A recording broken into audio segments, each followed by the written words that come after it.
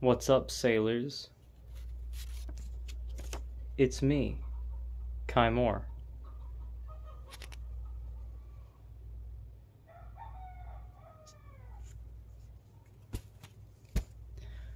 As you can see, I've got my fancy fit on for you guys, my professor garb, my scholarly garb on, and you already know what that means.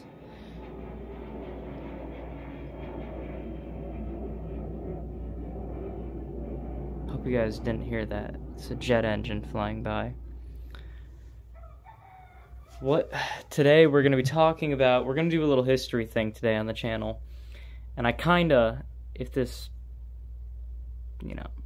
is fun for me and if it gets good reception, mostly if it's fun, this might become a little bit of a staple on the channel. And I'm not switching the channel to this, obviously, but every once in a while when something catches my interest, historically speaking, because I'm always absorbing history, when something really catches my eye and I want to make a video about it, you might just get that.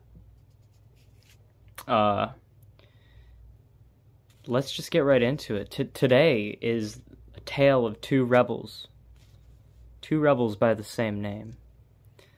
Thinking about some sort of title like that for this video. Rebels of a similar feather. You know what I'm saying? Birds of the same feather fly with the flock. You know what I'm talking about. Let's just get right into it, shall we? So it all starts with the Tudors, the Tudor conquest of Ireland. Sometime in early 1500s, our boy Henry VIII, that guy you all know, the man with the wives, the man who eats his wives, hates his wife, hates Ireland, not sure what he loves, really, just kind of a hater. So he starts trying to, he declares himself, or Parliament or whatever, in England, declares him King of Ireland, alright? Without very much of the Irish's consent, you know? So they go over there, and they establish the Pale, which is along the eastern coast of Ireland, from Ulster down to Leinster, and chiefly the headquarters was in Dublin, and they would go on to establish an embassy there, or whatever, an embassy. So it starts with that, and at this point, Ireland is ruled. The government of Ireland is clan-based, alright? They're still living in the way that their ancestors were hundreds and hundreds of years before that, before the English, the Norman English, brought over this feudal system from mainland Europe that the British, the English and the Scottish, for the most part, adopted, mostly by force. And most of the tribes of Ireland and the clans were not perceptive to this new type of government or these new rulers. So when Henry's regime established this foothold in Ireland, the Pale, they thought that was going to be it. They were going to fold after that, but instead 90% of the clansmen remained autonomous, began doing their, continuing doing their own things, raiding each other, raiding the new English peasants' plantations that they had established there. And quite a few powerful, ancient, old, beloved Irish clans weren't gonna sit idly by while this was going on, okay? So the Tudor conquest of Ireland occurred in 1534, around that time. Let's flash forward a little bit, okay? Now, one of these chiefs that was a little iffy on this new reform, this new change in his world, he was kind of a rowdy lord of a very, very ancient and proud Irish clan called the O'More's. And every clan in Ireland claims descent from some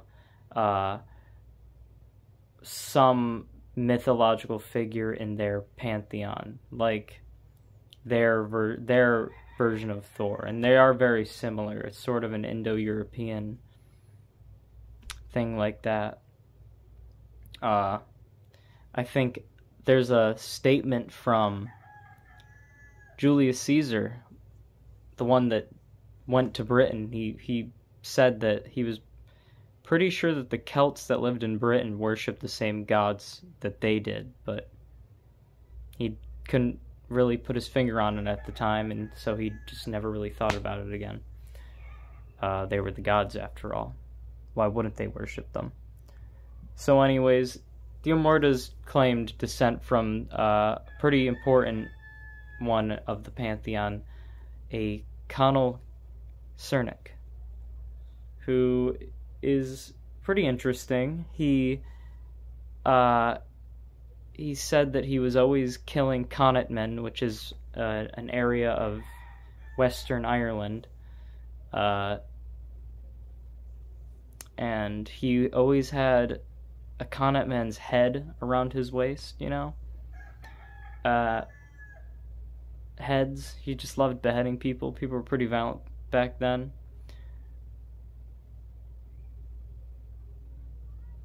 These mythological figures, though, notably in Ireland, were not super always virtuous. They had their fair share of awesome moments and virtuous moments and all those, you know, you get the gist. Slaying cyclopses. But a few that really made me laugh about old Conall Cernach was that after he got into a fight with his lifelong rival and won, he was like on the brink of death, so some guy brought him in to help him, a Connachtman, his arch nemesis. Their entire people is Conall's arch nemesis. He slew half of their population at a point. And so the guy was nursing him back to health, and then he regretted doing that at a point, so he sent his sons in to kill him. And Conall overheard this, so he tied the man up and put him in his bed and hid under the bed, so that when the sons came in, they murdered their own father. And then to salt the wound, Conall also killed all of them and took all their heads back to Ulster. He also died gout-ridden and died in a ditch face down, which is like interesting how they like to portray their divine beings, you know. Pretty human. Side tangent over. So, this clan, the O'More's, you know, they're a rowdy bunch. They like stealing cattle. They like thieving. At a point, this first Rory O'More, or Rory O'More, as they were called at the time, he dies. It's kind of unknown. We don't have a lot of sources on this. Some sources I've says he was murdered. By who, I don't know. Some just say he died. But what's important is he left behind 3 sons. He left behind Lysat, Kedah, and another Rory. But the elder Rory's brother, Peter O'More, he was the next in line to inherit the lordship of Laois, which was the land that the Mordas ruled over, because he was something called the Tanist. And the way that the clan system worked for Irish lords, at least in this area, is that you basically had a vice president. I forgot what the word was for the clan chief, but the clan vice president was the Tanist. And this tradition still lives on today in Irish Parliament. Their vice president, or whatever you call him, he was called, he's not called a Tanist, but it's like a Tanistry or something. So the word derives from Tanist, which is interesting. So he leaves behind these 3 sons, the eldest Lysat, the middle son Kedah, and the last son and most, unassuming, Rory. And their uncle Peter, who was friends with the Butlers. Now, the Butlers are a very, very influential family in Ireland, alright? They're not quite the Lord Deputy, but they're the head honchos, other than the Lord Deputy. Unfortunately for Peter, the Lord Deputy of Ireland, Lord Leonard Grey, supported the sons, for reasons that I'm not quite sure. And although Peter was acknowledged chief at first by the clan, Grey tricked him and got a hold of him and led him about in chains. So the clan saw that and said, "Oh fuck no. That guy's not leading us. Oh hell no. He got caught. He's in chains. That's a bad look for us. Forget Peter. Sorry, Peter." So, and I just want to mention too, side tangent, this Lord Leonard Grey, we're rooting for our boys, right? We're rooting for the sons of Rory to inherit, right? And Leonard Grey, pulled through for them. But as I found out, Lord Leonard Grey was kind of a villain. He's kind of almost a fictional level villain. He was quite known for massacres. He's got a couple massacres under his belt of Irish civilians. He took, the Irish clansmen, it's hearsay, it's their word versus their word, but these weren't ancient Mesopotamian times. This was mid 1500s, early 1600s. They had guns and shit. People were writing things down. This isn't like complete fairy tale. The Irish clansmen didn't necessarily kill women and children in their raids or in their fights. When that did happen, it was a very, very big deal. If you've ever seen Game of Thrones, a little bit of the northern customs are based on both Irish and Scottish customs, Celtic customs, and that was like guest right, and among other things. And you don't slaughter defenseless women and children. But Leonard Grey didn't really see the difference in that. He found glory in the taking of any life, which sounds pretty evil right off the bat, but these were different times. And he became pretty influential, Lord Deputy of Ireland. But at one point, they accuse him of high treason, and he is executed at the Tower of London in 1541. So he doesn't exactly get a happy ending. Side tangent over. So Leonard Grey propped up the three sons, Cadah, Lesat, and Rory.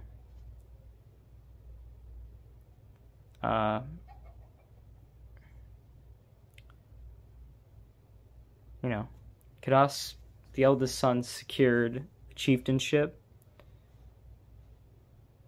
Well, no, Lesat, the eldest son, secured the chieftainship, but he was killed by unknown assailants. Then Cadah secured the chieftainship, but died early in 1542. And our boy Rory C., the third brother, seceded and became the Lord, the Earl. Unfortunately, though, our boy Rory C., right when he became Lord, this new process was put in by the Tudor regime as part of the Tudor conquest of Ireland, and this was called the Surrender and Regrant process, which essentially was an Anglicization,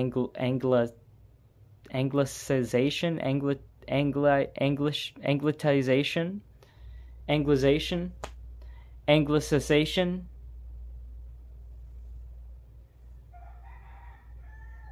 This was essentially a way to anglicize the unruly Irish clansmen. And it was horrible, on paper. It sounds great. Oh, you come with us, you get all the benefits of being in the English Parliament. You get seats on the council, and they did hand out some pretty, participation prize lands. Not so much lordships, but lands. Very rarely lordships if they were a very, very powerful clan in Ireland, like the O'Neills or something like that. But for the most part, they gave them knighthoods and small bits of, and like estates, homes and things like that. But unfortunately, it was trickery. They put them in debt, because before, it sounds a lot, it's a lot. If you've ever played Crusader Kings 3, it's a lot like that. The Irish had a tribal government, which means that money, they still had money, of course, but it wasn't as important as goods and services. And so when they signed this regrant, process, surrender and grant process, they assumed that whatever they owed the English crown could be paid for with, work, their service, their loyalty. That's how it would have been for any other English lord. But unfortunately, they wanted money instead, which the Irish did not have a lot of. So they essentially put them in debt, which then essentially put them into slavery. And so Rory C., unknowingly, no one really knew, he signed this thing, and now he was known as Rory O'More of Lex, anglicized. It rolls off the tongue pretty good, though, as an English speaker. Rory O'More. Better than Rory O'More, a little bit. And that's that older brother, Cadah, who had died, also left behind a Rory, who put forth a petition to maybe get some of their land back for good behavior, and in response, Queen Mary approved an act whereby the king and queen and majesties and heirs and successors of the queen be entitled to the counties of Laois, Slewmarsh, Erie, Glenmillery, Offaly, and for making the same countries shire grounds, plantations. So poor Rory said, hey, we surrendered our shit. Can we have, like, our old land back? And she said, oh, that land? Oh, no. That's all farmland now. We bulldozed that shit. Yeah, that's farmland now, and English Crackers is working on it. Sorry, it's out of my control. And so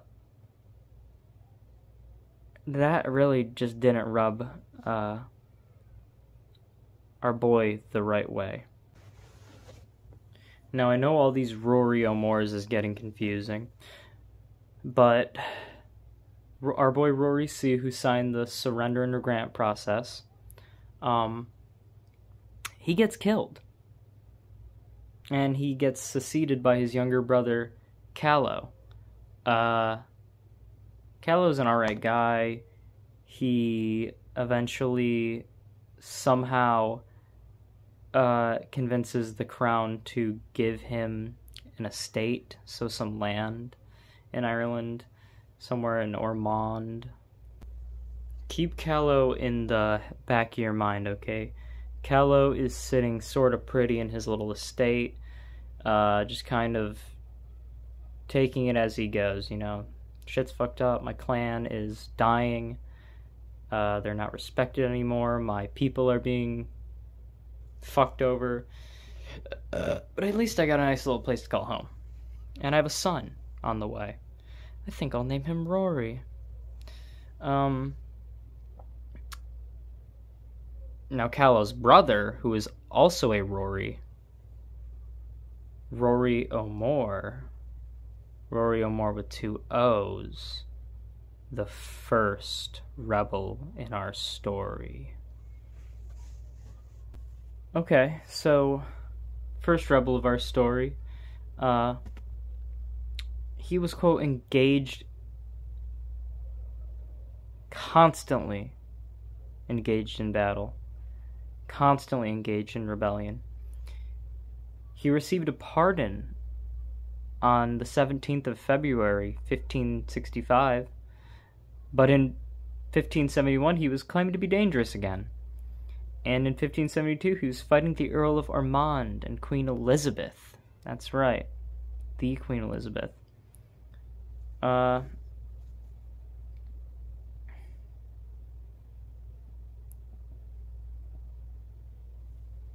Now, a lot of Irish warfare and a lot of Irish the history of their wars is usually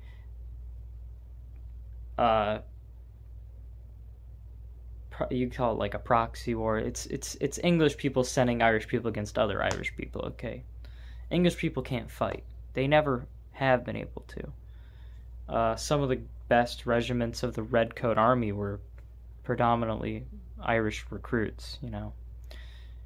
So they said, why bother getting our hands dirty? These guys all hate each other, and they've been hating each other for 1,000 trillion years. Let's just give them the fucking tools to fight each other. And you got to give it to them. It's an ingenious tactic, and it's been used countless times in the history of humanity because it works. And here it worked. So Rory is, having all these little guerrilla attacks on these English settlements, on these plantations, because he really has no other way to fight them. He doesn't have the manpower, he doesn't have the tools. And so Queen Elizabeth sends the combined forces of the Butlers and the Fitzgeralds against him. That's, it's kind of a big deal. If Ireland was the whole world, that'd be like USA and Russia coming after your ass. USA and China coming after your ass at once. So, Rory was in a bit of a sticky situation, you see. Now, at this point, I get a little confused. So, before he was fighting the Earl of Desmond, and now the Earl of Desmond is in jail in Dublin, Castle Dublin. You could only presume that this was a different Earl of Desmond than the previous one fighting with Rory, because now Rory is helping him escape Dublin Castle and escorting him through Kildare and protected him in Laois. He was involved in his plans,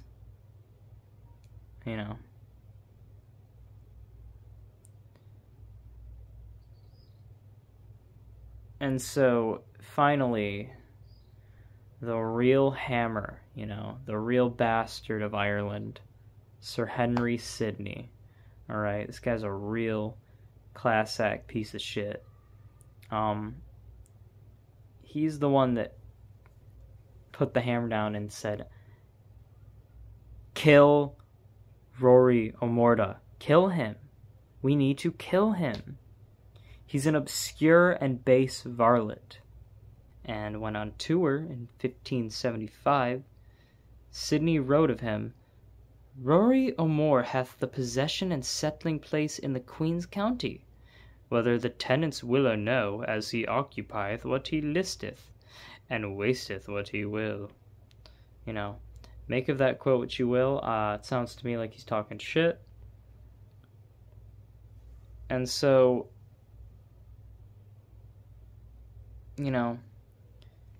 Morta, he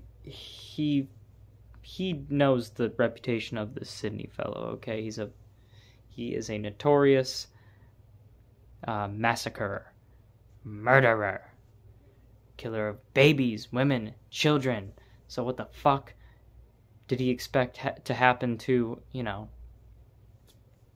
poor old Rory? And so he eventually said, I might as well cut my losses. I got pardoned before. I can probably get pardoned again. And so he goes for it.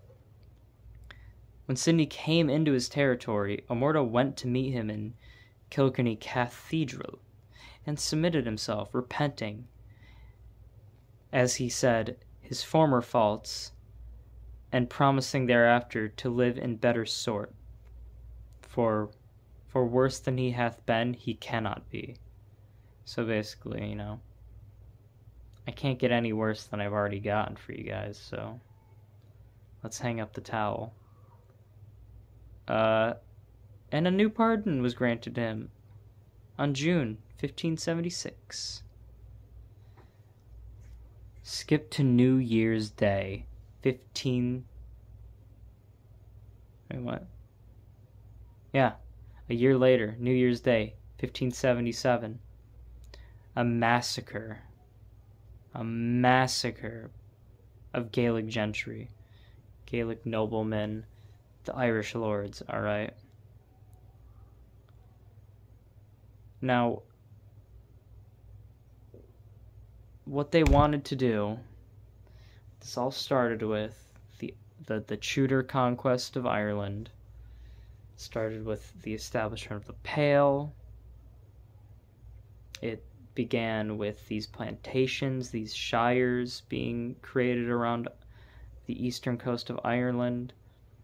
And to give them some credit, this was their tactic of peacefully integrating this culture, this people, into their system, into their government, into their culture.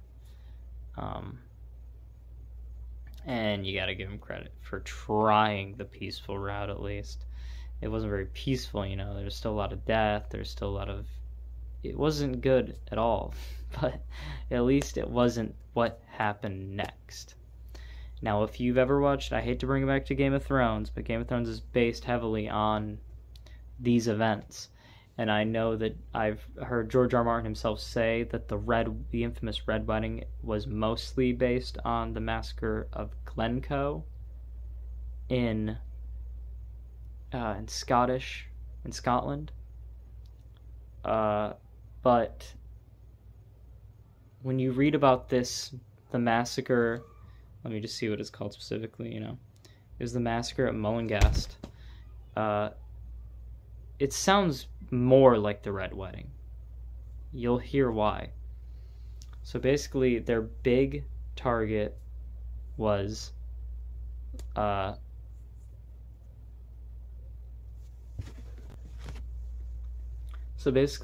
Laois and Offaly, subsequently, those two were really, really on their radar. The lands of the O'Mores, as well as quite a few others.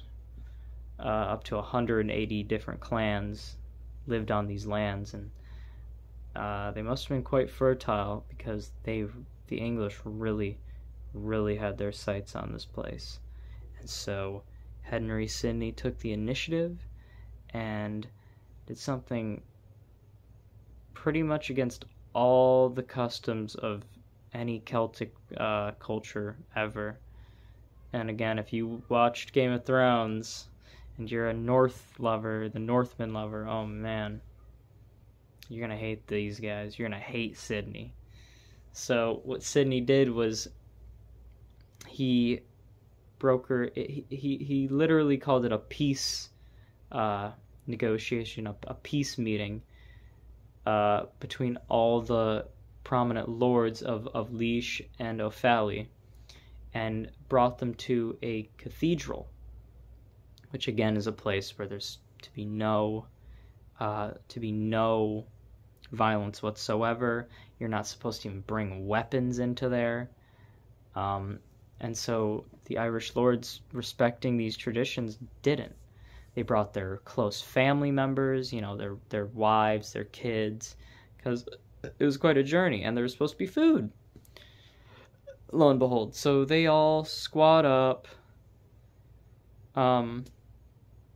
Women, children, uncles, brothers, cousins, and the lords of Ireland, of Laois, and unarmed, and in their and for a lot of them in their sleep, the troops, Sidney's troops, surrounded the cathedral and proceeded to massacre nearly every single woman and child.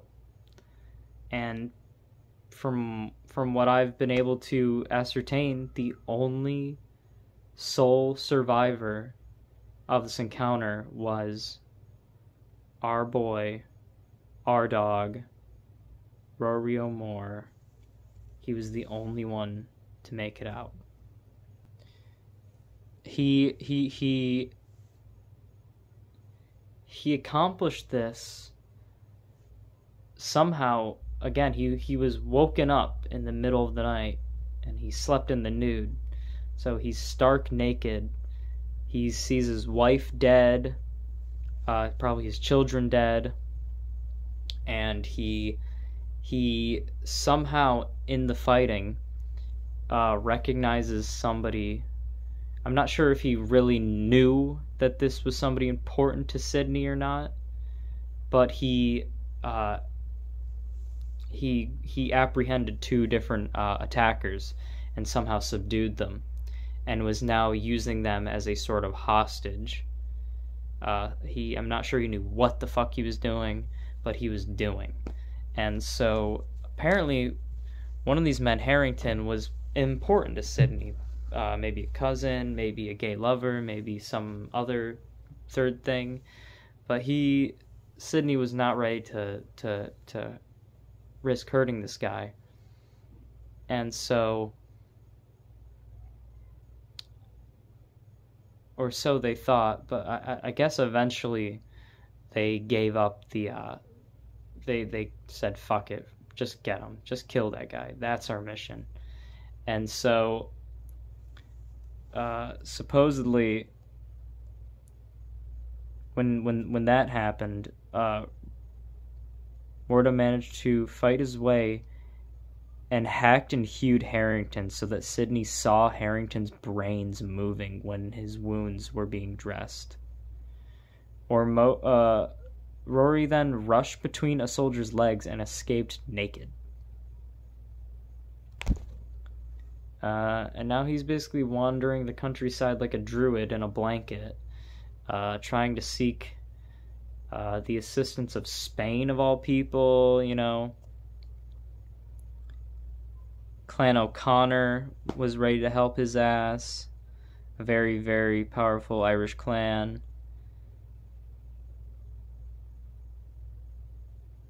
And that same month, Moore and new help from the clans O'Connor avenged Mullingar with a raid into the Pale.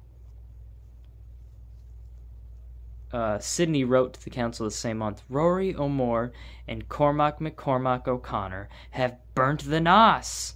They ran through the town like hags and furies of hell with flakes of fire fastened on pole ends. Naas, in case you don't know, is a town in County Kildare. Now at this point,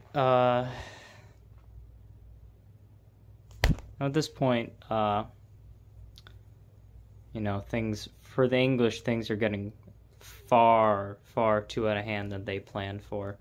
And so they bite the bullet and they just drop a, I don't know what the conversion is to modern day money, but essentially they drop like a $100,000, $1 million fucking, you know, like instantly rich type bounty on Rory.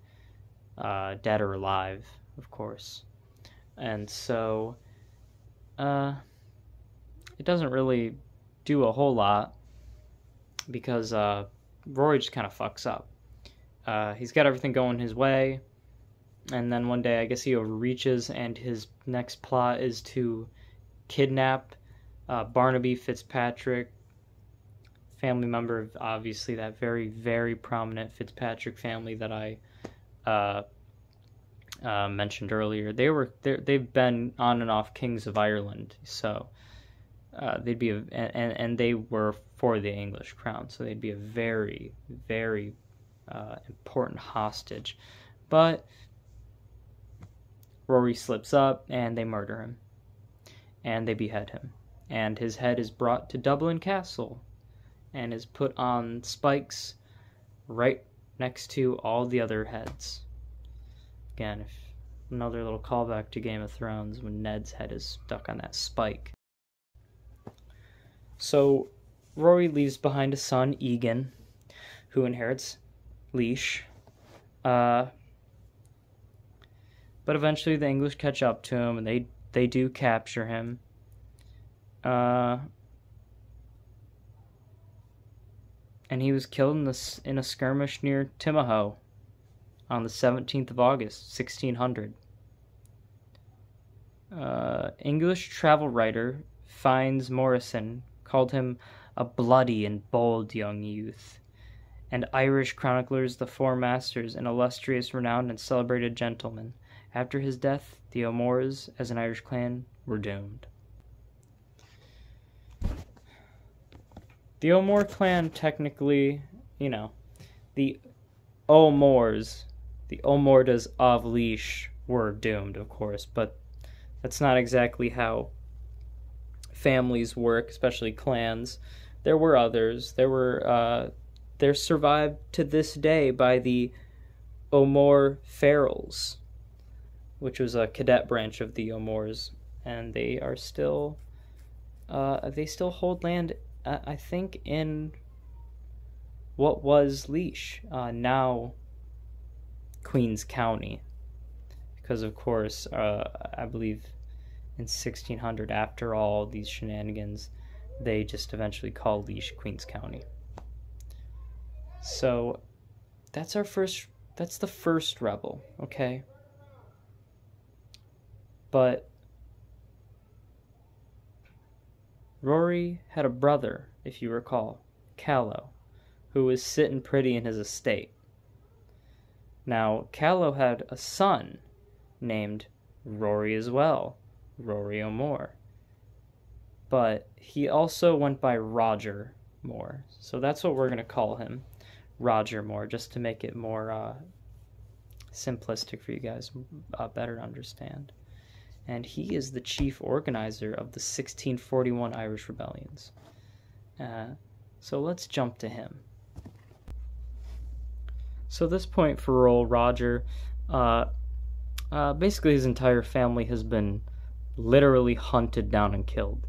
You already know about the massacre of Mullingar, where the primary family of the O'More clan was murdered. But it should be noted that 99% of those families that were slaughtered had nothing to do with any rebellions whatsoever. They were just killed to be out of the way. And so, not only were the Moors at that massacre killed, but the English went on to systematically hunt down any stragglers of the clan, except for our boy, Rory O'More and his father Callow, because in the English's perspective, they were pacified. They were domesticated at this point. There was nothing to really fear from them. But the crown, the English crown, had gotten into, they were always warring at this time, and right now they were in the Bishops' War of 1641, and they were significantly weakened, especially in Ireland. They had to pull their forces from Ireland to go and face these conflicts elsewhere. And so the capital of the Pale, the capital of English power in Ireland, Dublin Castle, was relatively weak at the time. So I should note that this new rebellion, this 1641 rebellion, is a lot more of a put-together military attack by these Irish clans. The previous O'More's rebellions were more of like guerrilla skirmishes, just trying to get back at them.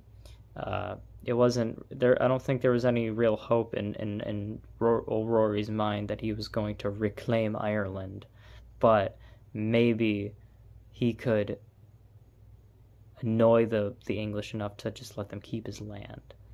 That, of course, didn't happen. But this new rebellion really was a war, okay?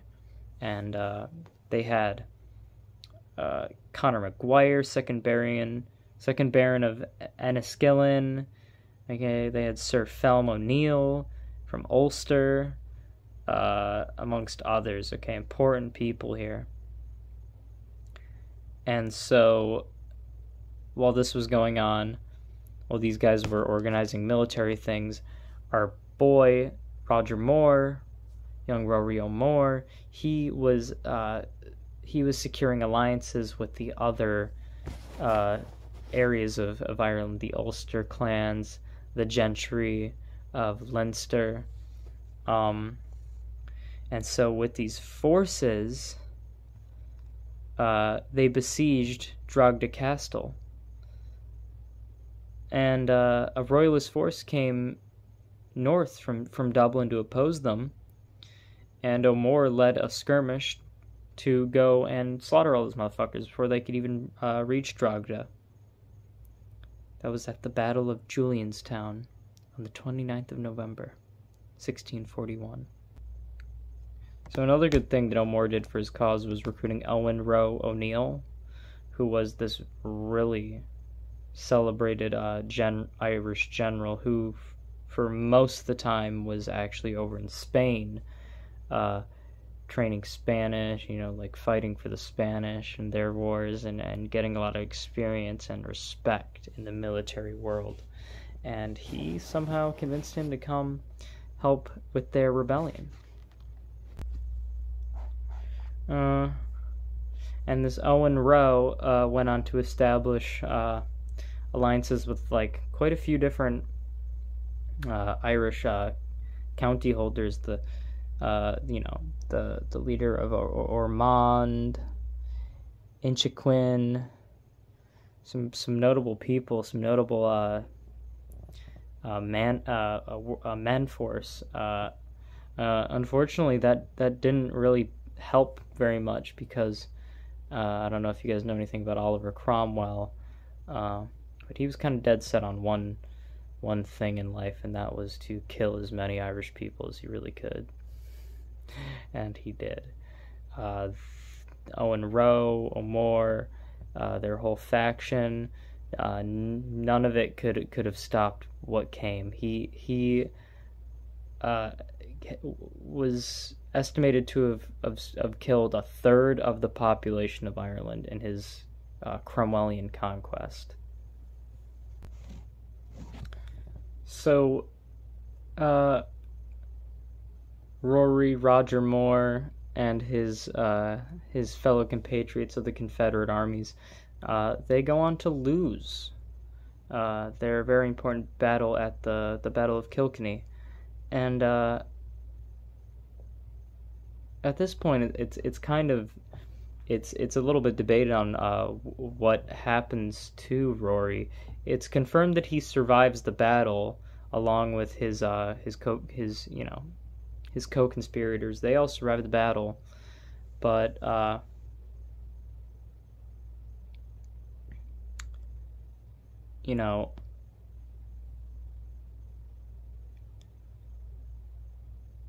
some claim that he fled to the island of Inishbofin, County Galway. After Galway city fell in 1652, St. Colman's Church on the island once bore a tablet with the inscription, "In memory of many valiant Irishmen who were exiled to this holy island, in particular Rory O'More, a brave chieftain of Laois, who after fighting for faith and fatherland, disguised as a fisherman, escaped from his island to a place of safety. He died shortly afterwards, a martyr to his religion and his country. About 1653, he was esteemed and loved by his countrymen, who celebrated his many deeds of valor and kindness in their songs, and revered his memory, so that it was a common expression among them. God and Our Lady be our help, and Rory O'More." Those final words are prominent in the song that was made about him, actually, Saddle the Pony, or Rory O'More, which was featured in the game BioShock Infinite, which is probably the most lasting amount of his legacy to this day. Your average person does not know who Rory O'More is. Your average history buff probably doesn't know who he is. And I'd be damn sure to bet that your average Irishman probably doesn't even know who he is. But quite a few people know about that song, so his memory lives on in that way. Another quote I want to read, the Irish historian Charles Gavian Duffy wrote, "Then a private gentleman, with no resources beyond his intellect, his courage, this Rory, when Ireland was weakened by defeat and confiscation, and guarded with a jealous care, constantly increasing in strictness and severity, conceived the vast design of rescuing the country from England, and even accomplished it, for, in 3 years, England did not retain a city in Ireland but Dublin and Drogheda, and for 8 years the land was possessed, and the supreme authority exercised by the Confederation created by O'More. History contains no stricter instance of the influence of an individual mind." And yeah, that Confederation that he created, it went on even after Rory's mysterious death. That Confederation did go on to continue fighting and causing problems for the crown for quite some time to come.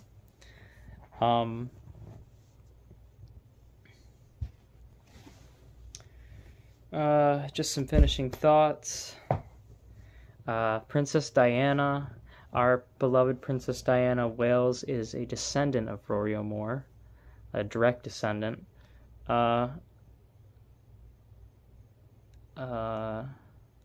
In media, you can play as the O'More clan in Crusader Kings 3. They're very weak, they're very insignificant, and usually they get killed off pretty quickly if you're not playing as them.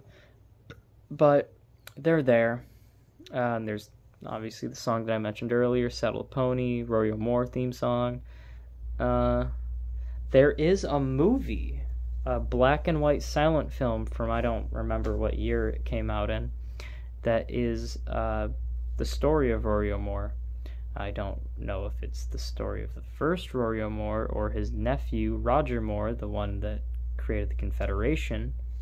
But nonetheless, it exists. I should probably give that one a watch.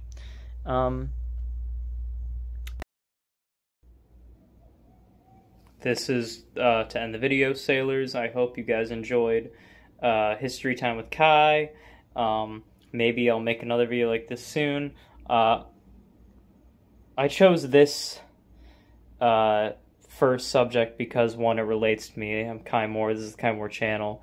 This is the clan that my surname derives from. And I was interested by this because I knew about one of the Rorys a while ago, and I was trying to read about him, and I got confused because I was just getting confused by these two articles. There's Rory O'More here, there's a Rory O'More there, both rebels, very different. Oh, they're two people? That's interesting. Let's make a video about that. My next video, I'll probably try to stray away from Irish history. I want to, at some point, I want to do a very brief, fun little story of just the British Isles as a whole from the Neolithic to the modern day. I think that would be fun.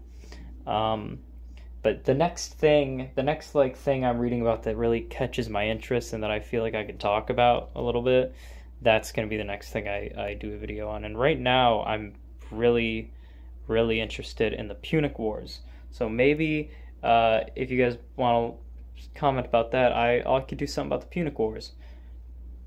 Maha! Bye!